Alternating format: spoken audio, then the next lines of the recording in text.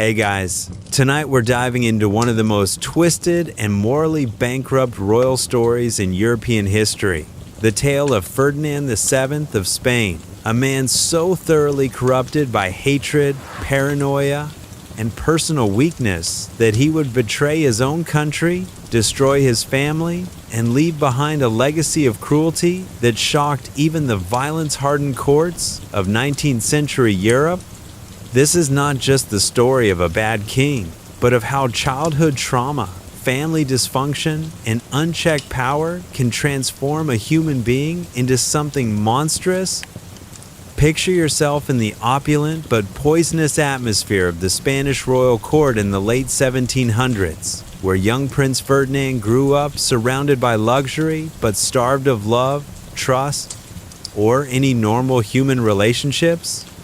His childhood was a masterclass in how to create a psychopath, a toxic combination of privilege without responsibility, power without accountability, and hatred disguised as family loyalty.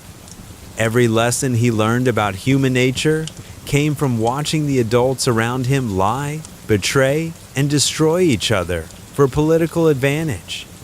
So, before we descend into this dark family saga, where royal blood meant nothing and human decency was a luxury no one could afford, take a moment to like the video and subscribe, but only if you genuinely enjoy what I do here. And let me know in the comments where you're tuning in from and what time it is for you. It's always fascinating to see who's joining us from around the world. Now, dim the lights, maybe turn on a fan for that soft background hum, and let's ease into tonight's journey together. Ferdinand's childhood was dominated by the scandalous relationship between his father, King Charles IV, and his mother's favorite, Manuel Godoy, a man who had risen from minor Extremadura nobility to become Spain's de facto ruler through his intimate relationship with Queen Maria Luisa. Young Ferdinand watched as his mother openly favored Godoy over her own husband and children, while his weak father not only tolerated but actively promoted the man who had become the real power behind the throne. This bizarre arrangement taught Ferdinand that power was more important than dignity, that betrayal was normal, and that family loyalty was meaningless. Queen Maria Luisa of Parma treated her eldest son with a mixture of indifference and active disdain that would have been shocking even by the standards of dysfunctional royal families. She made no secret of her preference for Godoy's counsel over that of her own family, often humiliating Ferdinand in public by dismissing his opinions while praising his mother's favorite. Ferdinand learned to hate not just Godoy, but the very concept of being subordinated to others, a resentment that would poison every relationship he had for the rest of his life. Manuel Godoy himself was a complex figure who represented everything that Ferdinand came to despise about enlightened governance. Godoy was intelligent, politically astute, and surprisingly progressive for his time. He supported educational reforms, promoted religious tolerance, and attempted to modernize Spain's antiquated institutions. But to Ferdinand, Godoy was simply the interloper who had displaced the traditional nobility and corrupted his parents. The prince's opposition to Godoy became an obsession that would eventually drive him to make catastrophic political decisions. The education that Ferdinand received was typical of 18th century royal instruction, but completely inadequate for the challenges he would face as king. His tutors filled his head with theories about divine right and absolute monarchy, while teaching him virtually nothing about economics, diplomacy, or the art of governing a modern state. He learned to see political opposition as personal betrayal, and to view any limitation on royal power as an attack on the natural order. This education created a future ruler who was both tyrannical in his instincts and incompetent in his methods. The conspiracy of El Escorial in 1807 revealed Ferdinand's willingness to destroy his own family for political advantage. The prince organized a plot with disaffected nobles to remove Godoy from power and force his father's abdication. When the conspiracy was discovered, Ferdinand's behavior was both cowardly and treacherous. He immediately betrayed his co-conspirators, begged his parents for forgiveness, and blamed others for leading him astray. This episode demonstrated that Ferdinand possessed neither the courage of his convictions nor the loyalty that should bind families together. The international context that shaped Ferdinand's early political development was dominated by the Napoleonic Wars and the ideological conflict sweeping Europe. Spain was caught between the competing pressures of revolutionary France and conservative Britain, while internal problems, economic stagnation, colonial unrest, and social tensions threatened the stability of the monarchy. A wise prince would have focused on understanding these challenges, but Ferdinand was interested only in settling personal scores and accumulating power for himself. The religious conservatism that Ferdinand embraced during his youth was less about genuine piety than about political positioning. He presented himself as the defender of traditional Catholic values against the supposed liberalism and foreign influence of Godoy's administration. This religious rhetoric appealed to conservative elements in Spanish society who were frightened by the changes occurring throughout Europe. Ferdinand discovered that appeals to religious tradition could be used to justify almost any political action, no matter how self-serving. The psychological damage inflicted by Ferdinand's dysfunctional upbringing was evident in his inability to form normal human relationships. He learned to view every interaction as a potential betrayal and every person as either a useful tool or a dangerous enemy. The concept of loyalty, compromise, or shared sacrifice was foreign to his nature. This emotional stunting would make him incapable of the empathy and wisdom required for effective leadership. This emotional stunting would make him incapable of the empathy and wisdom required for effective leadership. Our story continues with Ferdinand's first taste of real power and the catastrophic decisions that would define his reign.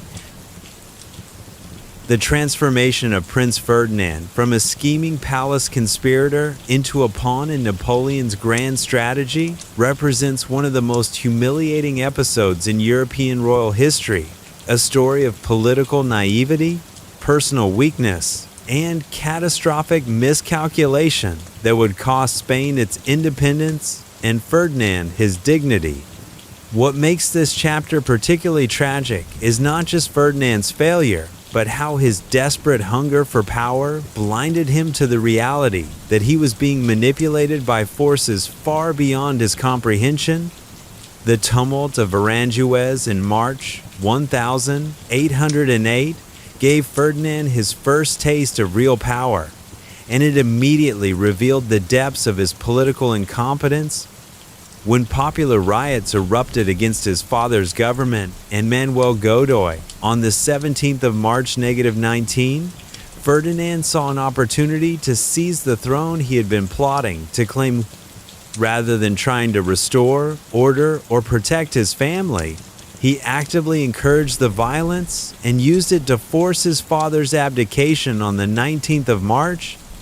The sight of King Charles IV being terrorized by angry mobs, while his own son stood by and smiled, shocked even Ferdinand's supporters, who began to question whether this was the kind of man they wanted as king. But Ferdinand's moment of triumph lasted only a few weeks before Napoleon Bonaparte revealed the true nature of their relationship. The French emperor had been playing a much deeper game than Ferdinand realized, using the prince's rebellion against his parents as a pretext for French intervention in Spanish affairs. When Napoleon summoned Ferdinand de Bayonne in April 1808, ostensibly to recognize his claim to the throne, the new king walked into a trap so obvious that even neutral observers felt embarrassed for him. The meetings at Bayonne in April and May 808 exposed Ferdinand as completely out of his depth in international politics, Napoleon didn't bother with elaborate deceptions. He simply informed Ferdinand that the Spanish Bourbon dynasty was finished and that his brother Joseph would be taking over as King of Spain. Ferdinand's reaction revealed his fundamental weakness. Rather than refusing or attempting to rally Spanish resistance, he immediately began negotiating the terms of his surrender. The man who had schemed for years to become king was willing to give up his throne without a fight in exchange for a comfortable pension. The 6 years that Ferdinand spent at the Château de Valençay from 1808 to 1814 were marked by a comfortable captivity that stood in stark contrast to the suffering of his subjects. While the Spanish people fought and died in a brutal guerrilla war against French occupation, their king lived in luxury in the French countryside. Napoleon treated Ferdinand more like an honored guest than a prisoner, providing him with servants, entertainment, and all the comforts of aristocratic life. This comfortable exile suited Ferdinand perfectly. He had all the privileges of royalty without any of the responsibilities. The Spanish War of Independence that raged from 1808 to 1814 was fought entirely without Ferdinand's participation, support, or even interest. The Spanish people who died defending their country against French occupation were fighting for an abstract idea of monarchy rather than for their actual king, who was living comfortably in enemy territory. The heroic resistance that made Spain the ulcer that drained Napoleon's strength was organized by local juntas, military commanders, and ordinary citizens who refused to accept foreign rule. Ferdinand contributed nothing to this epic struggle for national independence. The liberal Constitution of Cadiz, proclaimed in 1812 while Ferdinand remained in comfortable exile, represented everything he would later seek to destroy. Spanish patriots fighting for their independence created a progressive document that established constitutional monarchy, guaranteed individual rights, and limited royal power. This constitution was born from the crucible of war and represented the hopes of a generation that had sacrificed everything for freedom. But Ferdinand, isolated in his French chateau, was already planning to destroy this achievement the moment he returned to power. The conditions of Ferdinand's captivity were so comfortable that they raised questions about his true loyalties. Napoleon allowed him to maintain a small court, receive visitors, and live according to his accustomed royal lifestyle. Ferdinand made no attempts to escape, sent no messages of support to Spanish resistance fighters, and showed no interest in the war being fought in his name. His passive acceptance of French hospitality while his subjects died for Spanish independence created a moral stain that would never be erased. The international reaction to Ferdinand's behavior was one of contempt and bewilderment. Even absolute monarchs like Tsar Alexander I of Russia, who had no love for constitutional government, were disgusted by Ferdinand's willingness to abandon his throne and his people. The British government, which was fighting a life-or-death struggle against Napoleon, refused to recognize Ferdinand as a legitimate ally and instead supported the Spanish resistance movement. Ferdinand had managed to make himself irrelevant to his own country's struggle for survival. The return of Ferdinand to Spain in March 1814 after Napoleon's defeat was greeted with popular celebration. But this joy was based on ignorance of what their king had actually been doing during his exile. The Spanish people who welcomed him back as a hero had no idea that he had spent 6 years in comfortable captivity while they fought and died for independence. Ferdinand's first act upon returning was to issue the Decree of May 4, 1814, which abolished the liberal constitution and restored absolute monarchy The man who had contributed nothing to Spain's liberation immediately set about destroying the achievements of those who had. The brutal repression that Ferdinand unleashed immediately upon his return revealed that his years in exile had only intensified his authoritarian instincts. He ordered the arrest of liberal politicians, journalists, and intellectuals who had supported constitutional government during his absence. Thousands of Spanish patriots who had fought against French occupation found themselves imprisoned by the very king they had been fighting to restore. The heroes of Spanish independence were being punished by the man whose throne they had preserved.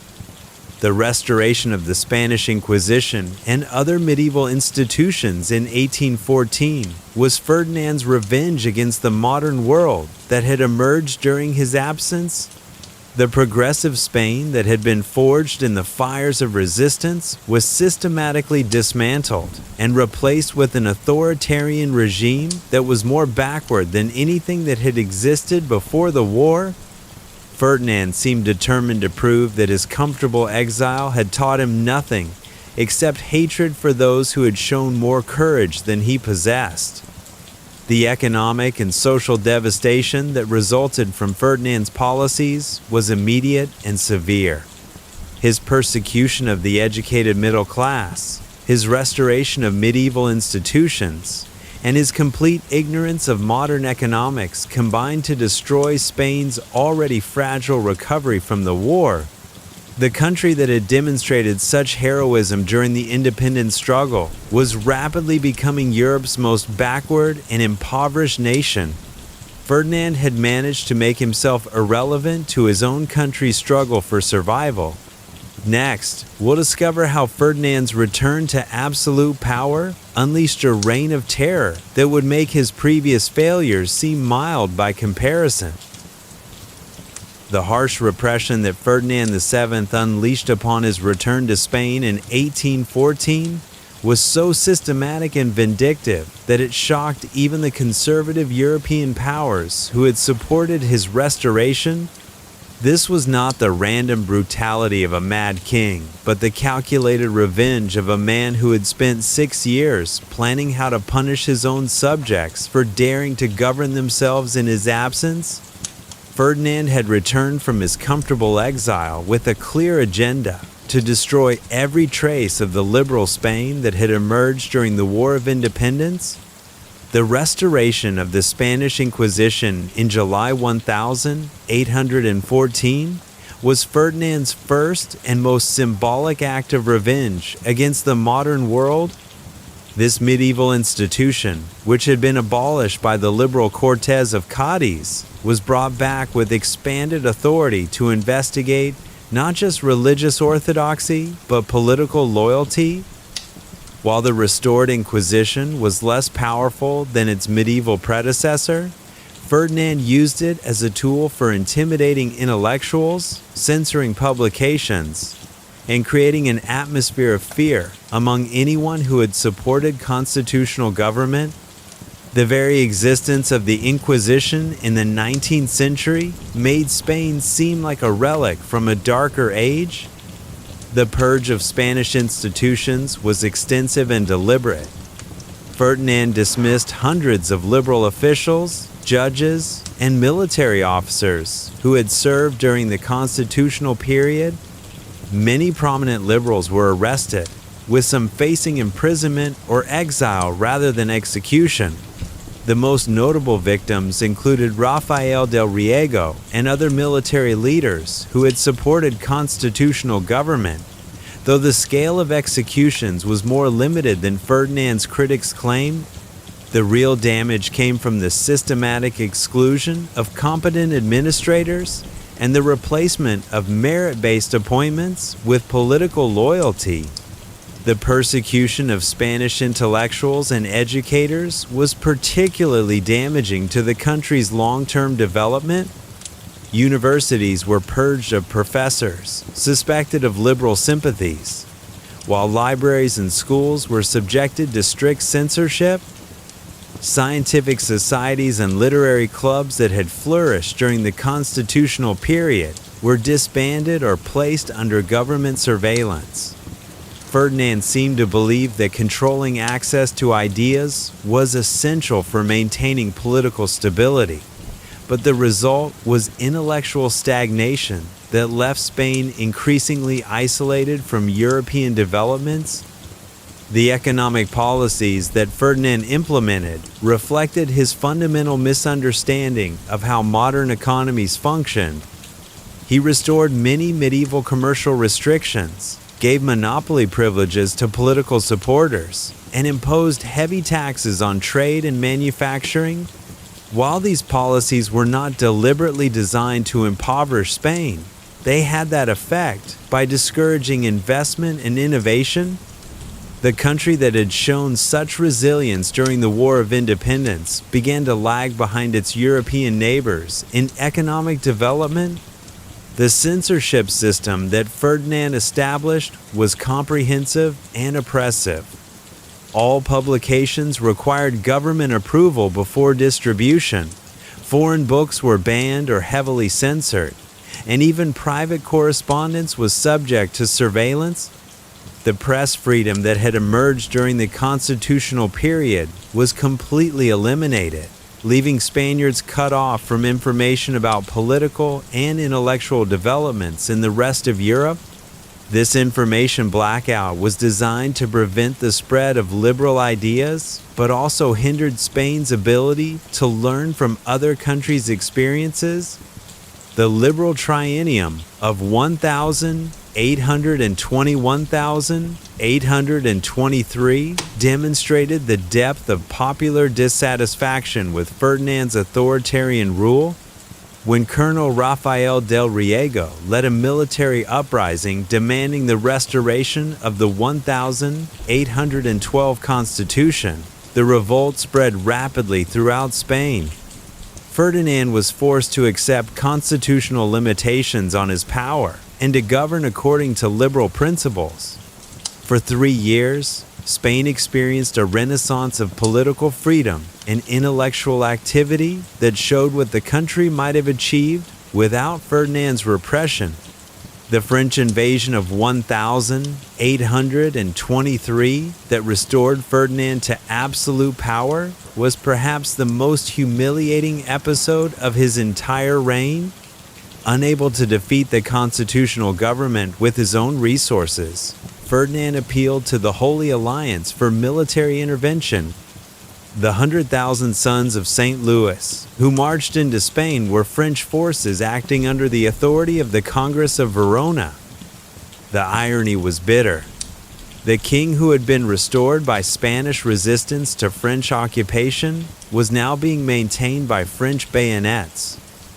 The ominous decade of 1823, 1833 that followed the French Restoration, saw Ferdinand implement even harsher policies than before.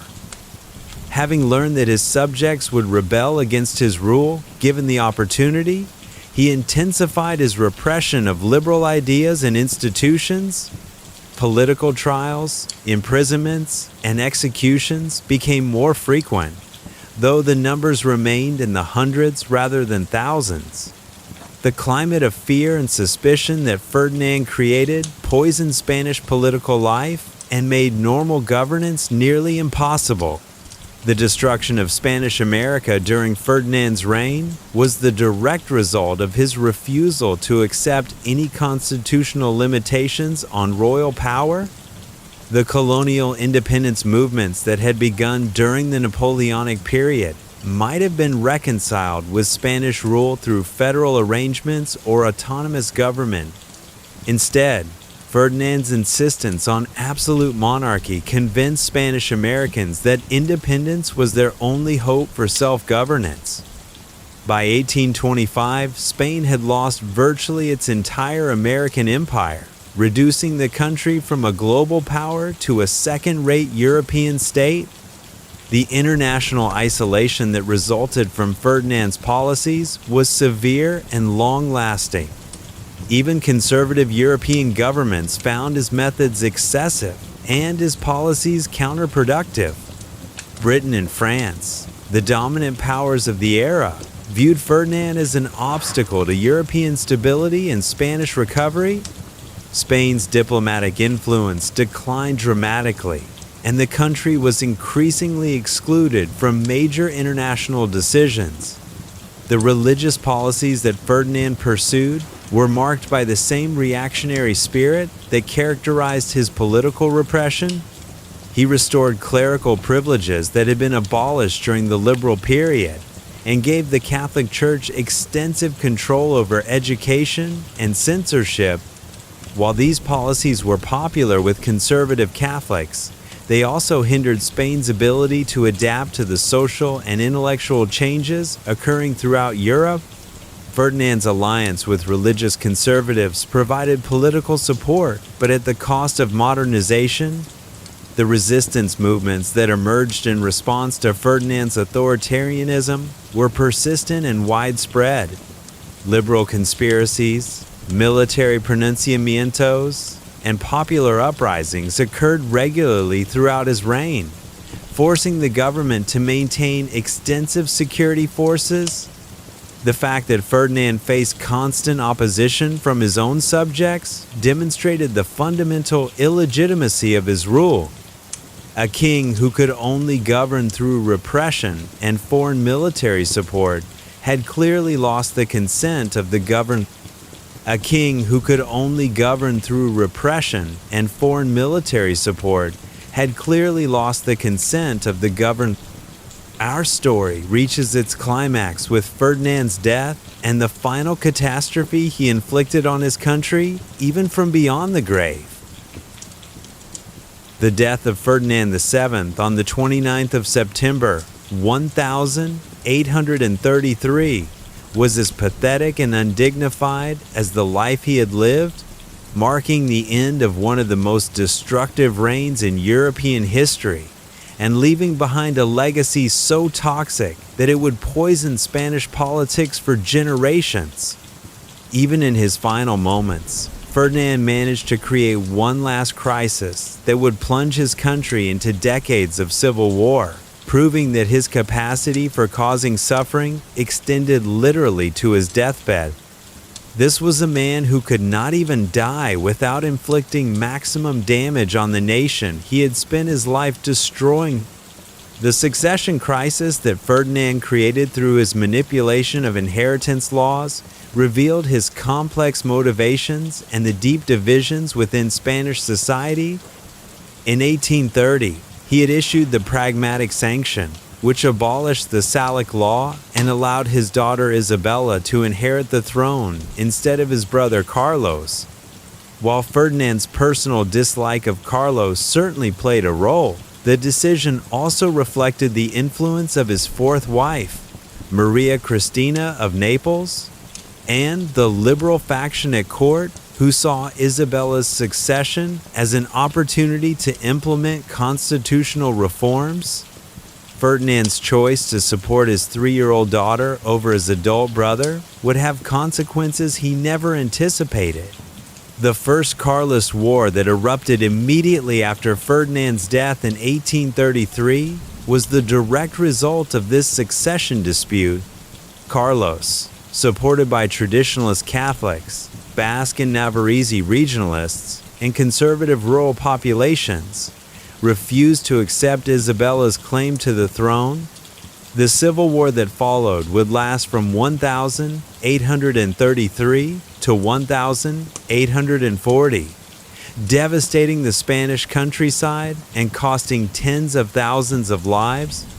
This conflict was followed by 2 additional Carlist wars in 1846 to 1849 and 1876, making the succession crisis Ferdinand created a source of intermittent violence for over 4 decades. The regency of Maria Cristina, who governed in Isabella's name from 1833 to 1840, ironically implemented many of the liberal reforms that Ferdinand had spent his life opposing.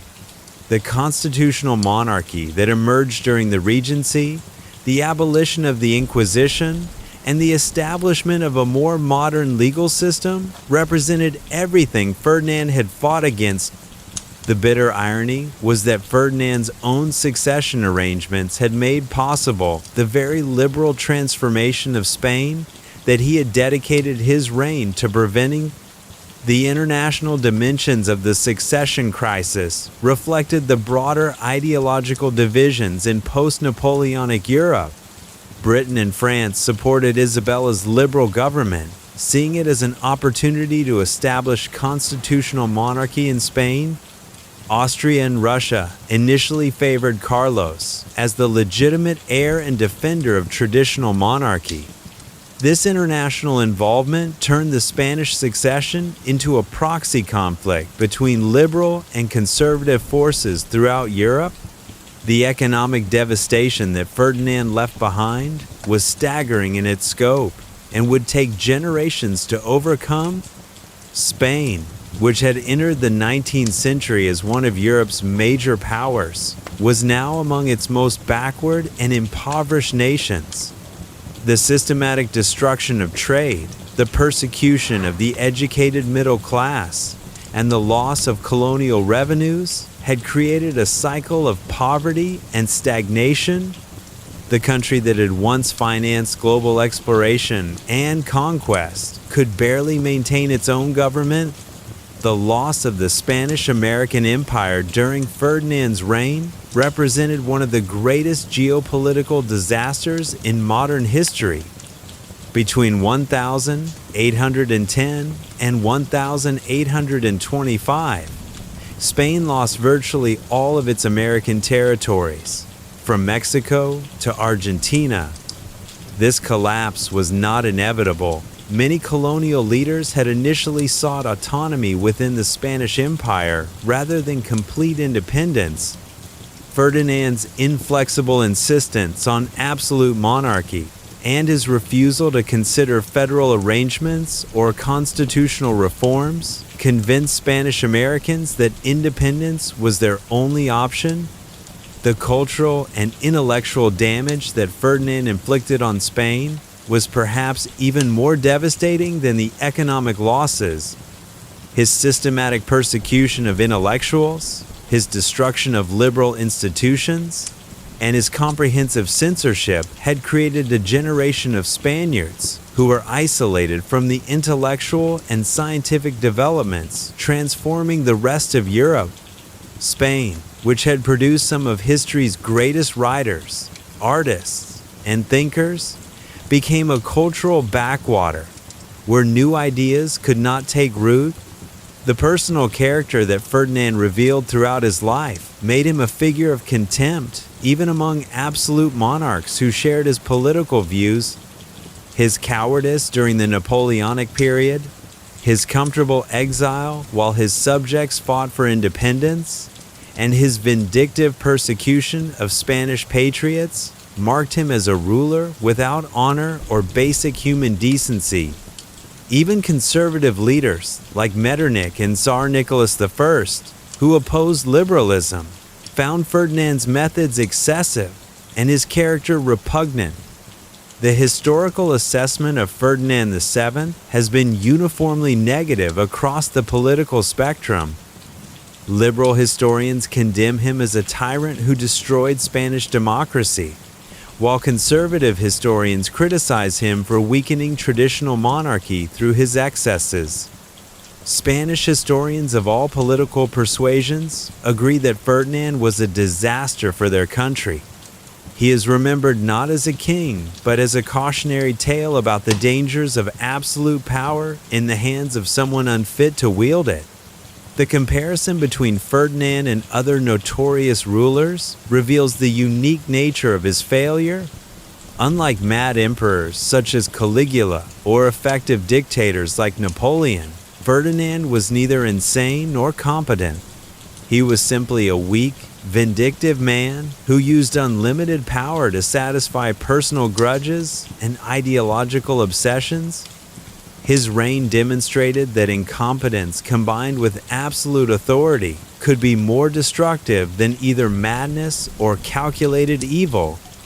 The lessons that Ferdinand's reign offers about the importance of constitutional limitations on power were not lost on his contemporaries. The spectacle of Spain's collapse under his rule strengthened liberal movements throughout Europe and convinced many moderate conservatives that some restrictions on royal authority were necessary. Ferdinand had provided the perfect example of why constitutional government was superior to absolute monarchy. His failures became powerful arguments for democratic reform. The irony of Ferdinand's legacy is that he achieved the exact opposite of everything he intended. He wanted to strengthen absolute monarchy, but instead discredited it, sought to preserve Spain's empire, but destroyed it, tried to maintain Catholic orthodoxy, but created conditions that led to anti-clericalism. In every respect, Ferdinand became his own worst enemy, undermining the very causes he claimed to defend. The long-term consequences of Ferdinand's reign extended far beyond Spain itself. The independence of Spanish America created new nations that would play crucial roles in world history. The weakness of Spain allowed other European powers to expand their influence in regions that had once been Spanish. The example of Ferdinand's failures influenced political developments throughout Europe and the Americas, serving as a powerful argument for constitutional government and democratic reform. What strikes me most about Ferdinand's entire life is how consistently he chose the worst possible option in every situation he faced. From his collaboration with Napoleon to his persecution of Spanish patriots, from his destruction of liberal institutions to his creation of the succession crisis, Ferdinand seemed incapable of making decisions that served anyone's interests, including his own. Just think about it. How does someone manage to be so consistently wrong that they accidentally become an argument for everything they opposed?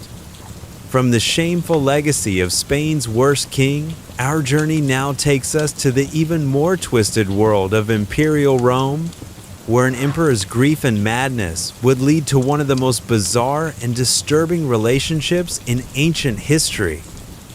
We move from political incompetence to psychological horror, from the destruction of an empire to the perversion of human nature itself. In the quiet moments before sleep, consider how power without wisdom and authority without character can transform human beings into monsters who destroy everything they touch. From the shameful legacy of Spain's worst king, our journey through history now takes us to the even more twisted world of Imperial Rome, where an emperor's grief and madness would lead to one of the most bizarre and disturbing relationships in ancient history. We move from political incompetence to psychological horror, from the destruction of an empire to the perversion of human nature itself, as we explore the story of Nero and Sporus, a tale so shocking that it challenges our understanding of love, power, and the depths of human depravity. Picture yourself in the opulent but increasingly unstable world of Nero's Rome in the 60s CE, where the young emperor's artistic pretensions and megalomaniacal tendencies were already causing concern among the Roman elite. This was a ruler who believed himself to be not just a political leader, but a great artist, poet, and performer, whose delusions of grandeur were matched only by his capacity for cruelty. But it was his relationship with his second wife, Poppaea Sabina, that would set the stage for one of the most disturbing episodes in the annals of imperial madness. So, before we descend into this dark tale of obsession, violence, and psychological manipulation, take a moment to like the video and subscribe. But only if you genuinely enjoy what I do here. And let me know in the comments where you're tuning in from and what time it is for you. It's always fascinating to see who's joining us from around the world. Now, dim the lights, maybe turn on a fan for that soft background hum, and let's ease into tonight's journey together. Poppaea Sabina was not just another imperial wife, but a woman of extraordinary beauty, intelligence, and ambition who had captured Nero's heart completely. Historical sources describe her as one of the most beautiful women of her age, with golden hair that she famously washed in donkey's milk, and a complexion so perfect that it became the standard of Roman feminine beauty. But Poppaea was far more than just a pretty face. She was a skilled political operator who had maneuvered her way from a relatively modest background to become the most powerful woman in the Roman Empire. The relationship between Nero and Poppaea was passionate, obsessive, and ultimately destructive. Nero had divorced his first wife, Octavia, specifically to marry Poppaea, defying political conventions and family expectations in the process. Their marriage in 62 CE was seen as a triumph of love over duty, but it also revealed Nero's willingness to prioritize his personal desires over the stability of the empire. Poppaea became not just Nero's wife, but his muse, his political advisor, and the center of his emotional universe.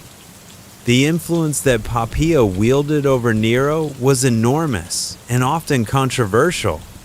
She encouraged his artistic pursuits, supported his performances on the public stage, and reportedly influenced his decisions on matters of state. Some historians suggest that she was behind Nero's decision to murder his mother, Agrippina, as Poppaea saw the emperor's domineering mother as a threat to her own position. Whether or not this is true, it's clear that Poppaea understood how to manipulate Nero's emotions and insecurities to achieve her own goals.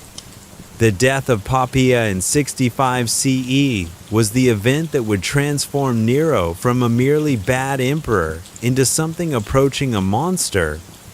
According to the historian Tacitus, Poppaea died as a result of a violent kick to her pregnant belly, delivered by Nero himself during a domestic argument. Other sources suggest she may have died in childbirth or from other complications. But the story of Nero killing his beloved wife in a fit of rage became the accepted version among Roman historians. Whether the details are accurate or not, what matters is that Nero's grief over Poppaea's death was immediate, overwhelming, and ultimately destructive. The emperor's reaction to Poppaea's death was unprecedented in its intensity and duration. Nero reportedly wept for days, refused to eat, and fell into a depression so deep that government business came to a virtual standstill. He ordered that Poppaea's body be embalmed rather than cremated, contrary to Roman custom, and had it placed in a magnificent tomb that became a shrine to her memory. The emperor, who had shown little emotion when ordering the deaths of his mother, his first wife, and countless other victims, was completely undone by the loss of the woman he loved. The psychological impact of Poppaea's death on Nero cannot be overstated. Here was a man who had always struggled with questions of identity, legitimacy, and emotional stability, suddenly deprived of the one person who had provided him with love, validation, and a sense of purpose. The emperor, who had fancied himself a great artist and performer, was forced to confront the reality that his greatest performance, that of a loving husband, had ended in tragedy. The guilt, grief, and self-loathing that followed would drive him to increasingly desperate attempts to recreate what he had lost. The search for a replacement for Poppaea began almost immediately after her death. But Nero's criteria were unlike anything seen before in imperial marriage politics. Rather than seeking a politically advantageous match, or even simply a beautiful woman, Nero became obsessed with finding someone who could literally replace Poppaea, not just in his bed, but in his heart and mind. This search would lead him down increasingly dark paths as he discovered that love, unlike political power, cannot be commanded or manufactured.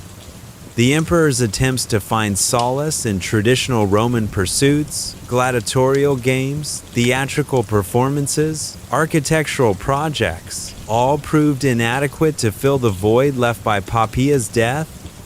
Nero had always been a man of excessive appetites and dramatic gestures, but his grief transformed these tendencies into something approaching madness. He began to see Poppaea's face in other women, to hear her voice in the wind, and to believe that the gods were punishing him for some unspecified crime. The religious and superstitious aspects of Nero's grief were particularly significant in the context of Roman culture. The emperor consulted oracles, performed elaborate sacrifices, and even attempted to communicate with Poppaea's spirit through various mystical practices. These activities were not unusual for a grieving Roman, but the intensity and duration of Nero's spiritual quest suggested a man who was losing touch with reality. He seemed to believe that if he could just find the right ritual or make the right offering, he could somehow bring Poppaea back from the dead. The political implications of Nero's obsessive grief were enormous. An emperor who was more concerned with mourning his dead wife than governing his empire was a danger to the stability of the Roman state. Senators, generals, and provincial governors began to question Nero's fitness to rule, while enemies of Rome saw an opportunity to exploit the empire's weakened leadership. The personal had become political in the most dangerous possible way. The social impact of Nero's behavior was equally troubling. Roman society was built on concepts of duty, honor, and emotional restraint, particularly for men in positions of authority.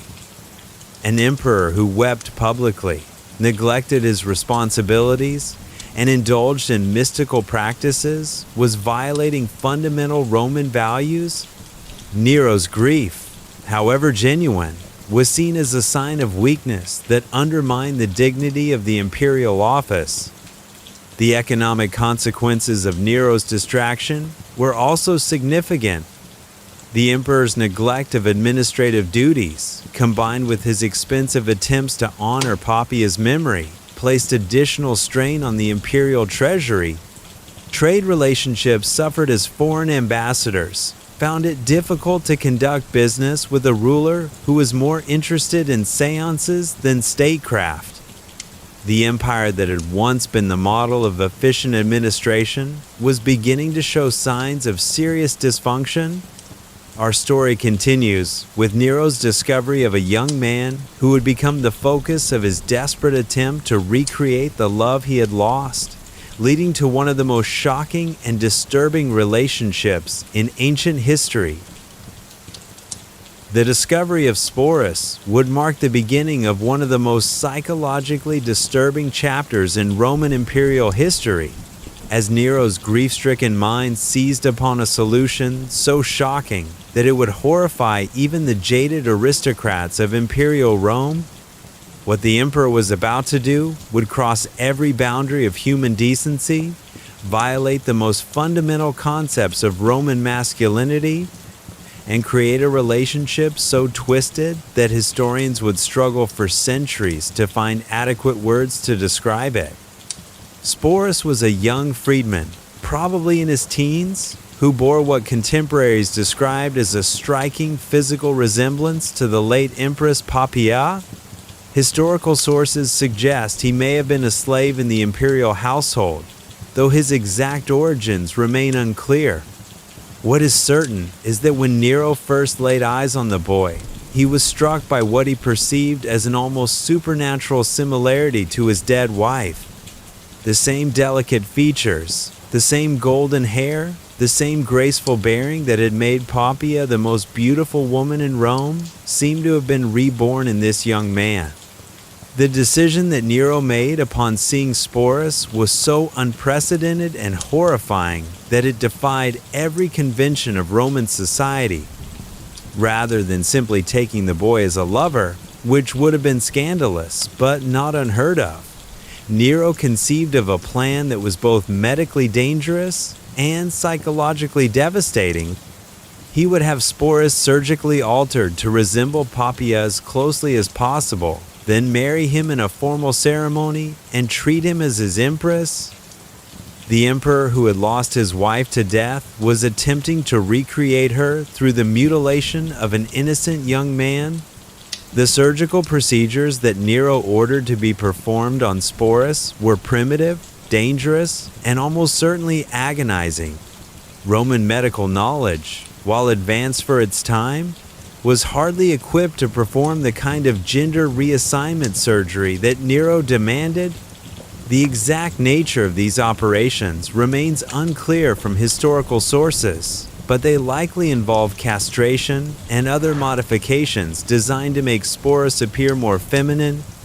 The fact that Sporus survived these procedures at all is remarkable, given the state of ancient surgical techniques and the high risk of infection.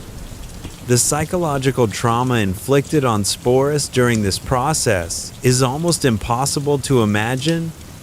Here was a young person, probably with no choice in the matter, being forced to undergo painful and disfiguring surgery to satisfy the deranged fantasies of the most powerful man in the world. The physical pain would have been excruciating, but the psychological damage, the complete destruction of his original identity, and the forced assumption of a role that was both unnatural and terrifying must have been even worse. The wedding ceremony between Nero and Sporus was conducted with all the pomp and circumstance of a traditional Roman imperial marriage.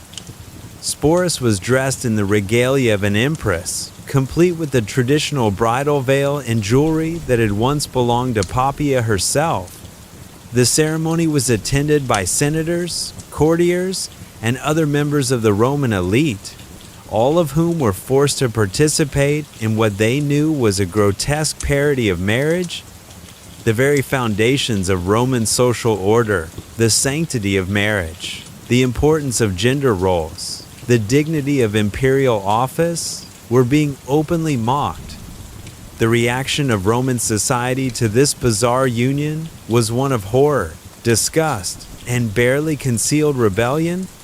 Romans prided themselves on their masculine virtues and their adherence to traditional values, and Nero's marriage to Sporus violated every principle they held sacred.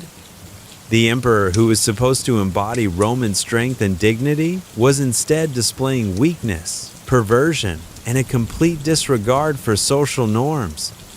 Whispers of treason and revolution began to circulate among the aristocracy. The daily life of Sporus, as Nero's empress, was a nightmare of constant performance and psychological manipulation. The young man was forced to dress, speak, and behave exactly as Poppaea had, down to the smallest details of mannerism and speech. Nero would address him by Poppaea's name, expect him to respond to her pet names, and become violently angry when Sporus failed to maintain the illusion perfectly. This was not just physical captivity, but a complete erasure of personal identity. The emperor's treatment of Sporus revealed the depths of his psychological delusion. Nero genuinely seemed to believe, at least some of the time, that Sporus was actually Poppaea returned from the dead. He would have long conversations with the boy about shared memories that only he and his dead wife had experienced, becoming enraged when Sporus couldn't respond appropriately. The line between reality and fantasy had completely dissolved in Nero's mind. The political implications of Nero's relationship with Sporus were catastrophic for the stability of the empire. Foreign ambassadors and provincial governors were forced to treat a mutilated young man as if he were the legitimate empress of Rome. The dignity and authority of the imperial office, which depended on respect and fear, were being systematically undermined by the emperor's own actions. Rome's enemies began to see the empire as weak and decadent, ruled by a madman who cared more about his sexual fantasies than about governance. The religious dimensions of Nero's actions were equally troubling to Roman sensibilities. The emperor had essentially declared himself capable of resurrection, of bringing the dead back to life through surgical intervention. This was not just hubris, but blasphemy, a claim to divine powers that even the most autocratic Roman emperors had been careful to avoid. The gods, Romans believed, would not tolerate such arrogance indefinitely. The economic costs of maintaining Nero's delusion were enormous. Sporus was provided with the most expensive clothing, jewelry, and cosmetics available, all designed to maintain the illusion that he was Papiaea. The imperial household was reorganized around the needs of this bizarre relationship, with servants and courtiers forced to participate in the charade. Resources that should have been devoted to governing the empire were instead being wasted on an elaborate fantasy. The isolation that Nero's relationship with Sporus created was profound and dangerous. The emperor's obsession with his artificial empress left him increasingly cut off from reality and from the advisors who might have helped him govern effectively. Sporus, traumatized and terrified, was hardly in a position to provide useful counsel. Nero was essentially ruling the Roman Empire from within, a bubble of delusion and psychological manipulation. The precedent that Nero's actions set was deeply troubling for the future of Roman imperial succession. If an emperor could simply declare a mutilated slave to be his empress, what other violations of law and custom might future rulers attempt? The very concept of legitimate authority was being undermined by Nero's refusal to accept any limits on his power. The empire that had been built on law and order was being ruled by pure caprice. Our story reaches its climax with the inevitable collapse of Nero's fantasy world and the tragic fate that awaited both the emperor and his artificial empress. The collapse of Nero's grotesque fantasy was as inevitable as it was spectacular, bringing down not only the deranged emperor, but also destroying the life of the innocent young man who had been forced to play the role of his dead wife. What began as one man's desperate attempt to cheat death and recreate love would end in suicide, revolution, and a legacy so shameful that later Roman historians would struggle to find words adequate to describe the depths of imperial depravity. The marriage between Nero and Sporus lasted approximately 3 years, from 65 to 68 CE, during which time the emperor's grip on reality and his empire continued to deteriorate. The constant strain of maintaining the illusion that Sporus was actually Papiaea took an enormous psychological toll on both participants. Nero became increasingly paranoid and violent when the fantasy was threatened, while Sporus lived in constant terror of failing to meet the emperor's impossible expectations. The imperial palace became a theater of madness, where reality was whatever Nero declared it to be. The breaking point came with the Great Fire of Rome in 64 CE and its aftermath. Though the relationship with Sporus continued to poison Nero's judgment throughout the crisis. While Rome burned, Nero was reportedly more concerned with protecting Sporus and maintaining their domestic charade than with organizing effective relief efforts.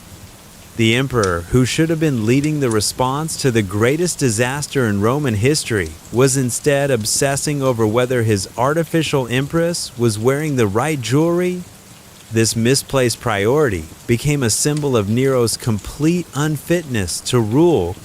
The conspiracy that would ultimately destroy Nero began forming among senators and military commanders who could no longer tolerate his rule. The Pisonian conspiracy of 65 CE, though ultimately unsuccessful, revealed the depth of elite opposition to the emperor. Many of the conspirators cited Nero's relationship with Sporus as evidence of his moral corruption and unfitness for office. The sight of a mutilated young man being treated as empress had become a powerful symbol of everything that was wrong with Nero's reign. The international implications of Nero's behavior were equally damaging to Roman prestige. Foreign rulers and ambassadors who visited Rome were forced to participate in the charade of treating Sporus as a legitimate empress. These diplomatic humiliations spread throughout the ancient world, damaging Rome's reputation for strength and stability. The empire that had once commanded universal respect was becoming a laughingstock, ruled by a madman who cared more about his sexual fantasies than about maintaining Roman dignity.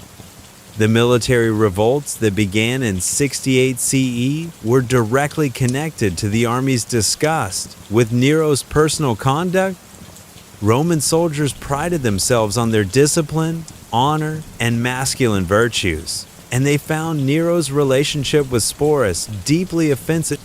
The emperor, who was supposed to embody Roman military values, was instead displaying weakness, perversion, and a complete disregard for traditional morality. When Galba's legions in Spain declared their independence from Nero's rule, other military commanders quickly followed suit. The final months of Nero's reign were marked by increasing desperation and violence. As rebellions spread throughout the empire, the emperor became even more dependent on Sporus for emotional support. The artificial empress was forced to provide comfort and reassurance to a man who was rapidly losing everything he had once possessed. The relationship that had begun as Nero's attempt to conquer death had become a mutual prison from which neither participant could escape. The suicide of Nero on the 9th of June, 68 CE, marked the end of the Julio-Claudian dynasty and the beginning of the Year of the Four Emperors. According to historical accounts, Sporus was present during Nero's final hours, forced to witness the violent end of the man who had destroyed his life. The emperor's last words, reportedly, "What an artist perishes in me," revealed his continued self-delusion even in the face of death. He died, believing himself to be a misunderstood genius rather than the monster he had become. The fate of Sporus after Nero's death was tragic and inevitable. The young man who had been forced to play the role of empress found himself in an impossible position in the new political order. Galba, the first of the four emperors who would rule in rapid succession, initially kept Sporus alive, perhaps out of curiosity or pity. But the artificial empress had become too closely associated with Nero's crimes to survive the transition to new leadership. The death of Sporus, probably by suicide, marked the final chapter in this grotesque story. Historical sources suggest that he took his own life rather than face further humiliation or the possibility of being executed as a symbol of Nero's reign. The young man who had been robbed of his identity, mutilated for another's pleasure, and forced to live a lie for 3 years, chose death over continued existence in a world that saw him only as a reminder of imperial madness. The historical legacy of Nero's relationship with Sporus became a powerful symbol of imperial excess and moral corruption. Later, Roman historians like Tacitus, Suetonius, and Cassius Dio used the story to illustrate the dangers of absolute power unchecked by law or morality. The tale became a cautionary example of what happened when emperors placed their personal desires above the welfare of the state. It served as a reminder that even the most powerful rulers were subject to human weakness and moral failure. The psychological insights that emerged from this disturbing episode continue to fascinate modern scholars. Nero's attempt to recreate his dead wife through the mutilation of another person reveals profound truths about grief, obsession, and the human capacity for self-deception. The story illustrates how unchecked power can enable and amplify mental illness, turning personal tragedy into public catastrophe. It also demonstrates the devastating impact that one person's psychological problems can have on innocent victims. The social and cultural implications of Nero's actions extended far beyond his own reign. The emperor's violation of gender norms, his mockery of marriage, and his complete disregard for traditional Roman values contributed to a broader crisis of confidence in imperial authority. The relationship with Sporus became a symbol of how far Roman civilization had fallen from its republican ideals. It represented the ultimate corruption of power and the complete abandonment of moral restraint.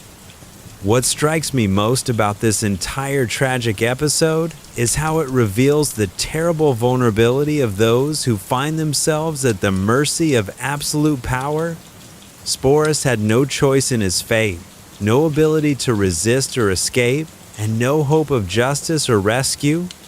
His story reminds us that behind every tale of imperial excess lies the suffering of real human beings who paid the price for their ruler's madness. Just think about it. How many other innocent victims throughout history have been destroyed by the unchecked appetites and delusions of those in power? From the twisted world of imperial Rome, where love became obsession and grief became madness, our journey now takes us to medieval England, where we'll encounter a queen whose story has been almost entirely erased from historical memory. We move from the spectacular depravity of Nero's court to the quiet tragedy of a woman whose life and death were overshadowed by the great political events of her time. Picture yourself drifting toward peaceful sleep, grateful that you live in an age where such absolute power over human lives is no longer possible. What does it take for a queen to be largely forgotten by history? How does someone who once held the fate of two kingdoms in her hands become a figure that most people have never heard of? What circumstances can make a woman who was once among the most important people in medieval Europe fade so completely from popular memory that even historians struggle to piece together the complete story of her life? The answer lies in the tragic and complex story of Isabella of Valois, a French princess who became Queen of England and whose brief life would be overshadowed by the great political upheavals of her time.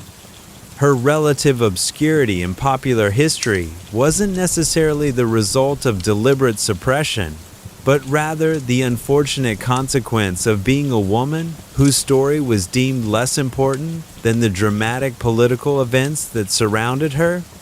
By the end of tonight's journey, you'll understand how Isabella's life illustrates the challenges faced by medieval women, whose voices were often lost amid the clash of kingdoms and the ambitions of powerful men.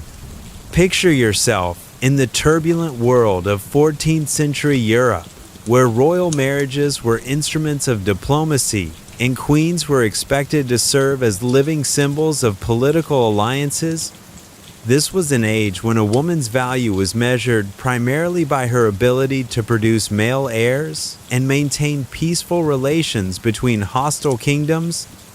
Into this challenging world was born Isabella of Valois, a princess whose beauty, intelligence, and tragic fate would make her one of medieval Europe's most poignant figures.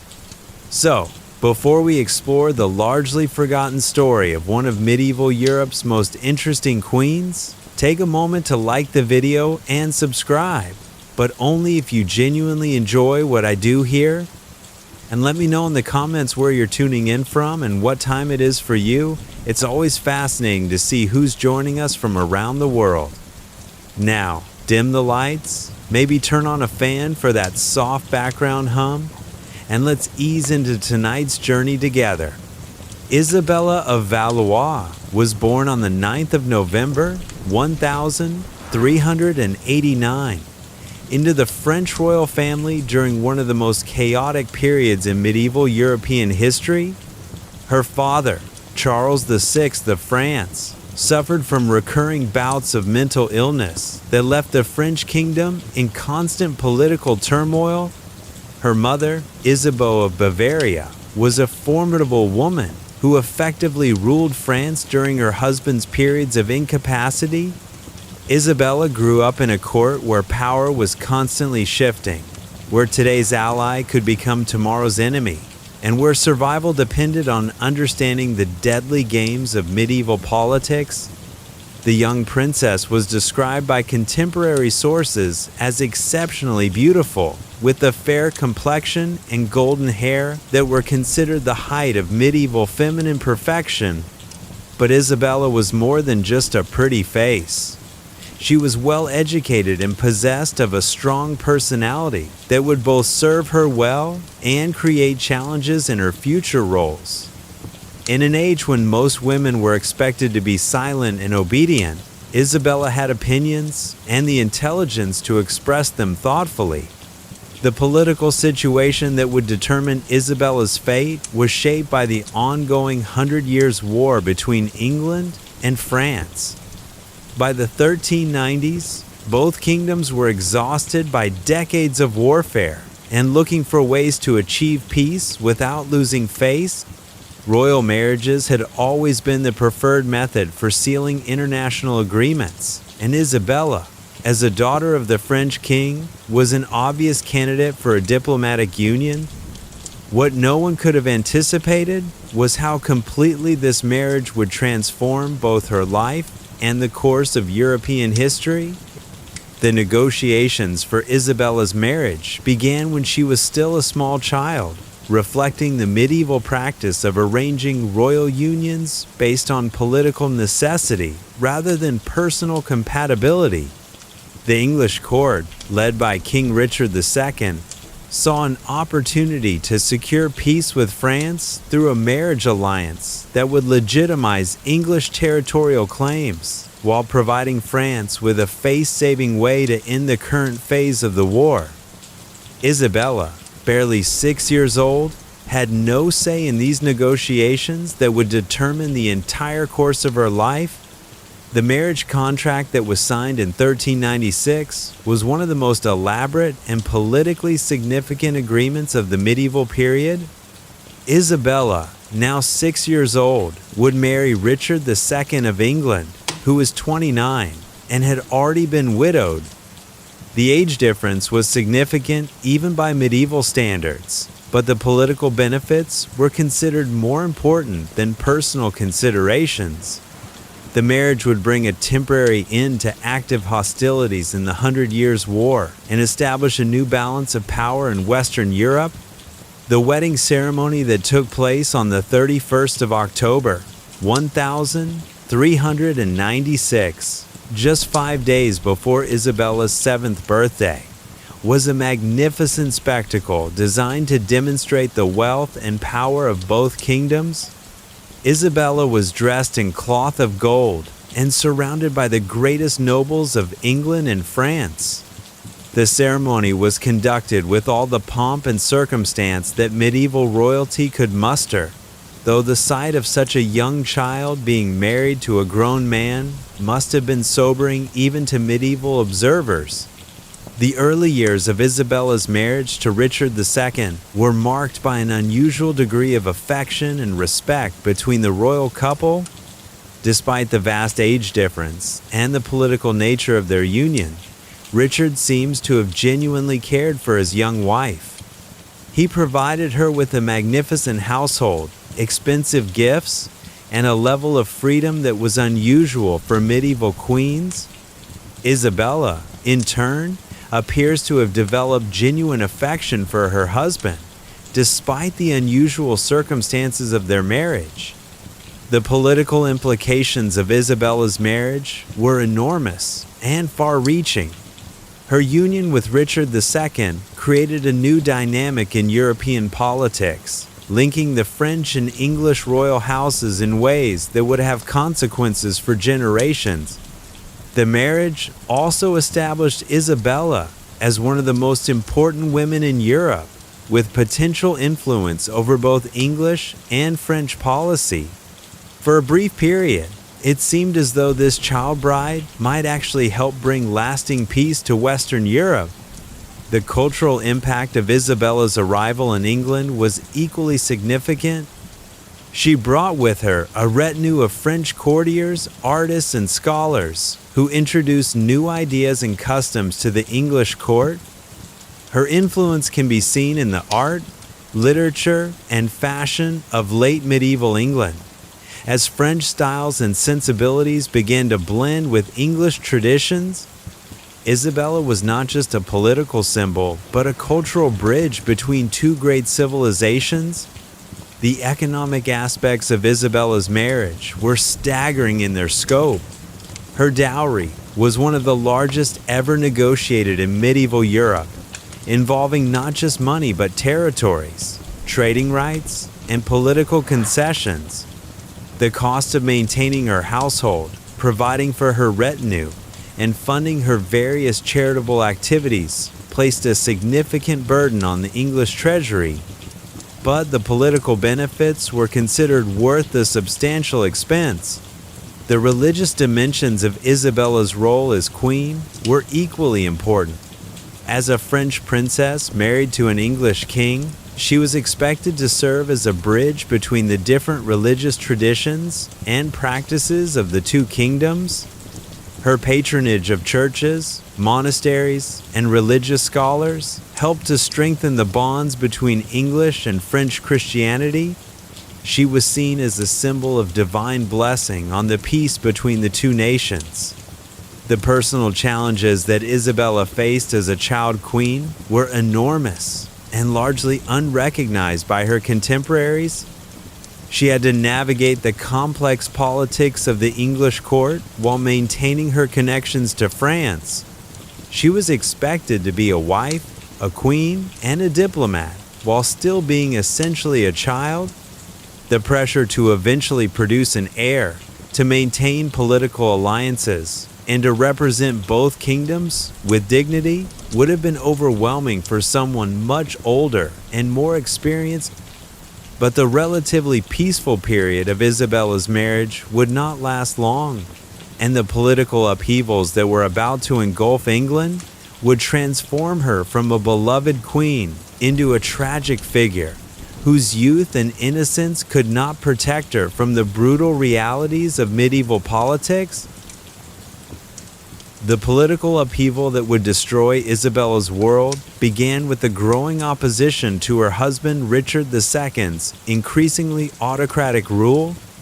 By 1399, the English nobility had grown tired of Richard's arbitrary decisions, his favoritism towards certain courtiers, and his apparent disregard for traditional English customs and parliamentary authority. What they failed to consider was how their rebellion against the king would devastate the innocent young woman who had become the symbol of peace between England and France. Henry Bolingbroke's return to England in 1399 marked the beginning of the end for Isabella's brief period of happiness and security. Bolingbroke, later Henry IV, had been exiled by Richard II and had returned with a small army to reclaim his inheritance as Duke of Lancaster. What began as a personal dispute over property rights quickly escalated into a full-scale rebellion that would topple Richard's government and plunge England into decades of political instability. Isabella, now 9 years old, found herself at the center of a political storm that would ultimately destroy everything she had known. The deposition of Richard II in September 1399 was a traumatic event that shattered Isabella's world completely. The man who had been her husband, protector, and the center of her universe was suddenly declared an illegitimate king and imprisoned in the Tower of London. Isabella, who had been Queen of England just days before, was now the wife of a deposed monarch with no clear legal status or protection. The political revolution that had seemed so necessary to the English nobility had created a human tragedy of enormous proportions. The death of Richard II around the 14th of February, 1400, at Pontefract Castle transformed Isabella from a deposed queen into a tragic widow. Official accounts claim that Richard had died of natural causes, though many historians believe he may have starved to death in captivity. Whether his death was deliberate or the result of neglect remains a matter of historical debate. Isabella, now about 10 years old, was not just grieving the loss of her husband, but also dealing with the terrifying reality that she was now the widow of a deposed king whose death remained controversial. The political implications of Isabella's widowhood were significant and immediate. As Richard II's widow, she represented a living link to the deposed dynasty and a potential source of legitimacy for anyone who opposed Henry IV's rule. Her French royal blood made her particularly sensitive politically, as it raised the possibility that France might use her situation as a pretext for renewed warfare against England. Henry IV faced a delicate dilemma. He couldn't simply mistreat a child who was also a French princess, but he couldn't allow her to remain free to become a symbol of opposition to his rule. The treatment that Isabella received from Henry IV's government revealed the pragmatic nature of medieval politics. Rather than being allowed to return to France immediately, she was kept in England under what amounted to protective custody. Her household was reduced in size. Many of her French attendants were sent away, and she was placed under the supervision of English nobles who were loyal to the new regime. The young woman who had once been one of the most powerful people in Europe was now essentially a ward of the state. The negotiations for Isabella's return to France were complex and protracted, reflecting the delicate diplomatic situation created by Richard II's deposition. The French court was naturally concerned about their princess and demanded her return, along with the repayment of her substantial dowry. Henry IV, however, was reluctant to let Isabella go, both because he couldn't easily afford to repay the dowry and because he was concerned about what her presence in France might mean for Anglo-French relations. The young widow had become an unwilling diplomatic pawn in her own right. The psychological impact of these events on Isabella is difficult to fully comprehend. She had lost her husband, her crown, her home, and much of her freedom, all within the space of a few months. The child who had been raised in luxury and surrounded by people who catered to her every need was now living under constant supervision, never knowing if she would be allowed to return to her family. The emotional trauma from this experience would undoubtedly have lasting effects on her development and worldview. The eventual return of Isabella to France in 1401 was not the joyful homecoming that might have been expected. She arrived at the French court as a traumatized young woman who had witnessed the violent overthrow of a government and the controversial death of her husband. Her experiences in England had given her first-hand knowledge of political upheaval that was unusual for someone of her age and gender. Isabella had become a living witness to one of the most significant political events of the medieval period. The French court's reception of Isabella was complicated by the ongoing political instability in France itself. Her father, Charles VI, was experiencing one of his periods of mental illness, while the French nobility was divided into competing factions that were more interested in their own power struggles than in addressing Isabella's situation. The young woman who should have been welcomed as a tragic heroine instead found herself caught up in the same kind of political intrigue that had destroyed her life in England. The period of Isabella's life between her return to France in 1401 and her second marriage in 1406 remains somewhat obscure in historical records. She was still a child, recovering from trauma, and living in a court that was frequently disrupted by her father's illness and the ongoing political conflicts. During this time, she would have been receiving the education and training appropriate for a French princess. while also dealing with the psychological aftermath of her experiences in England. The second marriage, that was arranged for Isabella in 1406 to Charles of Orleans, was intended to restore her status and provide her with security.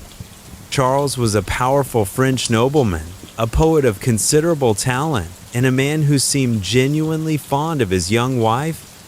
The marriage appeared to offer Isabella a chance for happiness and a more normal life after the trauma of her first marriage and early widowhood. For a brief period, it seemed as though she might finally find the peace and stability that had been so cruelly taken from her. The birth of Isabella's daughter Joan in 1407 should have been a moment of joy and fulfillment. After years of political upheaval and personal tragedy, she had finally achieved what was considered the ultimate goal for a medieval woman, producing an heir. The child was healthy and beautiful, and her birth seemed to promise a bright future for Isabella and her new family. But this moment of happiness would prove to be tragically brief. The illness that struck Isabella in 1409 was sudden and severe. She was pregnant again and experiencing complications that medieval medicine was poorly equipped to handle. Contemporary accounts describe symptoms that could have been caused by various conditions related to pregnancy and childbirth. What is clear is that Isabella, who had survived political revolution, imprisonment, and exile, was facing a challenge that would prove beyond her strength. The death of Isabella of Valois on the 13th of September, 1409, at the age of 19, marked the end of one of the most eventful and tragic lives in medieval European history. She died from complications related to childbirth, a common cause of death for women of her era. Her death removed from the world a woman who had witnessed some of the most important political events of her time, and whose experiences could have provided valuable insights into the nature of medieval politics and society. The immediate aftermath of Isabella's death revealed how quickly even the most prominent figures could fade from public attention. Her funeral was conducted with appropriate ceremony, but the political world had already moved on to other concerns. The woman who had once been Queen of England was buried as the Duchess of Orleans, her earlier life already becoming a matter of historical rather than contemporary interest. The process by which Isabella would gradually fade from popular memory had already begun. The circumstances surrounding Isabella's death and the relative lack of detailed contemporary accounts about her later life reflect the broader challenges faced by medieval women in achieving lasting historical recognition. The gradual fading of Isabella of Valois from popular historical memory represents a common fate for many medieval women whose lives were overshadowed by the great political events of their time. What makes Isabella's relative obscurity particularly poignant is not that she was deliberately erased from history, but that her story was simply deemed less important than the dramatic political upheavals that surrounded her. The woman who had once been at the center of European politics was gradually relegated to the margins of historical narrative. Her personal experiences considered secondary to the broader sweep of medieval politics. The English government's approach to Isabella's legacy was shaped more by practical considerations than by any deliberate attempt to suppress her memory. Henry IV's administration was primarily concerned with legitimizing the new dynasty and establishing political stability. While they certainly had no interest in emphasizing Isabella's role as Richard II's widow, their focus was on moving forward rather than systematically erasing the past. The relative lack of English records about Isabella's later life reflects the natural tendency of new governments to focus on current affairs rather than the previous regime's relationships. The French court's treatment of Isabella's memory was similarly influenced by practical political considerations. While the French had initially been concerned about their princess's treatment in England, they eventually found it more convenient to focus on current diplomatic relationships rather than past grievances. Pursuing justice for Isabella's experiences would have required maintaining tensions with England at a time when France was dealing with its own internal conflicts. It was easier to allow her story to fade naturally than to keep alive memories that might complicate future diplomatic relations. The preservation of historical records in medieval Europe was often haphazard and dependent on the interests of those who controlled archives. Documents relating to Isabella's life were not systematically destroyed, but neither were they carefully preserved for posterity. Many records were lost to fire, war, and simple neglect over the centuries. The survival of historical documents often depended more on chance than on deliberate preservation efforts, and Isabella's story suffered from this general pattern of medieval record-keeping. The role of medieval chroniclers in shaping Isabella's historical reputation was significant but not necessarily conspiratorial. Historians of the period were often more interested in the dramatic political events of Henry IV's reign than in the personal experiences of Richard II's widow. Their focus on kings, battles, and political intrigue naturally led them to treat Isabella as a minor figure in a larger story. This emphasis on political history over personal narrative was typical of medieval historical writing and affected many figures, not just Isabella. The transformation of Isabella's image from queen to historical footnote was gradual and reflected changing historical interests. In the immediate aftermath of her death, she was remembered as a tragic figure who had experienced great suffering. Over time, as new political events captured historians' attention, her story became less relevant to contemporary concerns. By the Renaissance, Isabella had become a minor character in the larger drama of medieval English and French politics. The impact of Isabella's relative obscurity on our understanding of medieval politics has been significant. Her story would have provided valuable insights into the nature of royal marriage, the treatment of foreign queens, and the human cost of political upheaval. Her experiences during Richard II's deposition and its aftermath could have offered a unique perspective on one of the most important events in English medieval history. Instead, we are left with official accounts that focus on political and military events rather than personal experiences. The broader implications of Isabella's story extend beyond her individual case to illustrate the challenges faced by medieval women in achieving lasting historical recognition. Her relative obscurity demonstrates how historical narratives have traditionally focused on the public actions of powerful men, rather than the private experiences of women. It shows how women's voices could be marginalized, not through deliberate suppression, but through the natural tendency of historical writing to emphasize certain types of events over others. The modern rediscovery of Isabella's story has been gradual and incomplete. Historians working in the 19th and 20th centuries began to pay more attention to the personal experiences of medieval women, leading to renewed interest in figures like Isabella. However, the loss of many medieval records has made it difficult to fully reconstruct her experiences or to understand the complete extent of her influence on medieval politics. What we know about Isabella comes from scattered sources that provide only glimpses of her life and personality. The archaeological evidence that might have shed light on Isabella's life has also been largely lost to time. Her tomb was destroyed during the French Revolution, along with many other medieval monuments that might have preserved information about her life and death. The physical spaces where she lived have been rebuilt, demolished, or so thoroughly altered that they provide few clues about her daily existence. Even the material culture of her time has been separated from any specific connection to her personal story.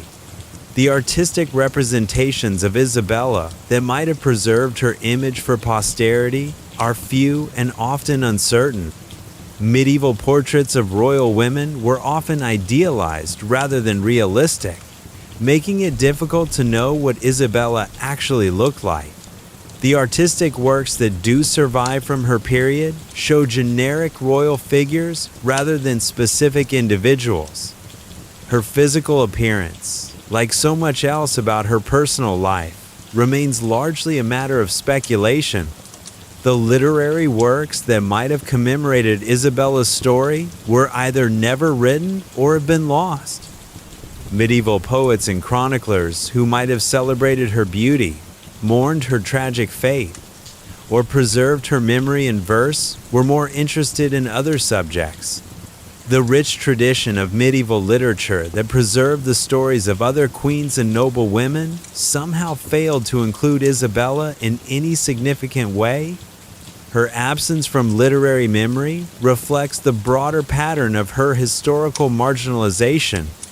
The genealogical records that document Isabella's family connections have survived better than other aspects of her story. Family trees, heraldic records, and marriage contracts that documented her relationships provide the basic framework of her life. However, these official documents tell us little about her personality, her thoughts, or her emotional experiences. They preserve the facts of her existence, but not the essence of her humanity.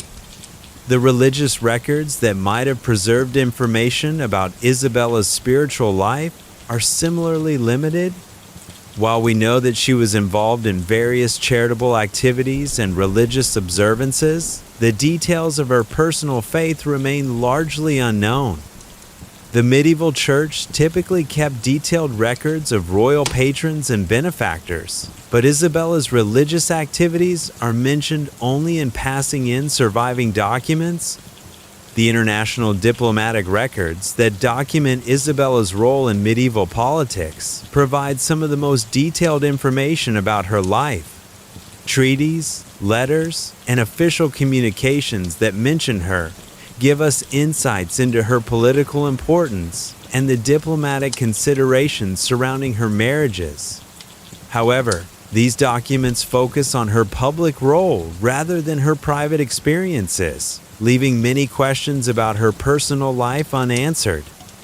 What strikes me most about Isabella's story is how it illustrates the fragility of historical memory and the ways in which individual lives can be overshadowed by larger political events.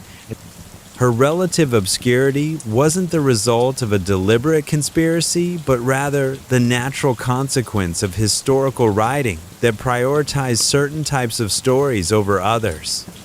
Isabella's life reminds us that behind every major historical event lie countless personal stories of people whose experiences were shaped by forces beyond their control.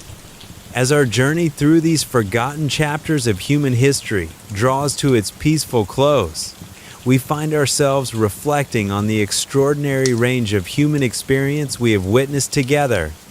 From Ferdinand VII's self-destructive hatred that destroyed an empire, to Nero's grief-driven madness that perverted love into obsession, to Isabella's tragic fate as a woman whose remarkable life was gradually overshadowed by the great political events of her time.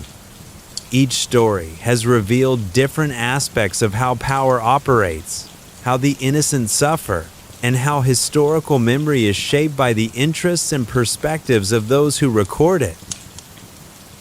Tonight, as you close your eyes and drift into peaceful dreams, remember that history is not just about kings and battles, but about real people whose hopes, fears, and struggles were as vivid and meaningful as our own. Isabella's story reminds us that even those who seem forgotten by history live lives of profound significance, experiencing love, loss, and the full range of human emotion. Just think about it. How many other remarkable individuals have faded from popular memory not because their stories weren't worth telling, but because they lived in times when different kinds of stories were considered more important.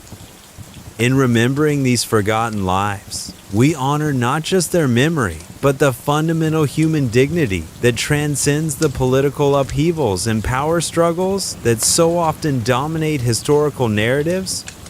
Sweet dreams.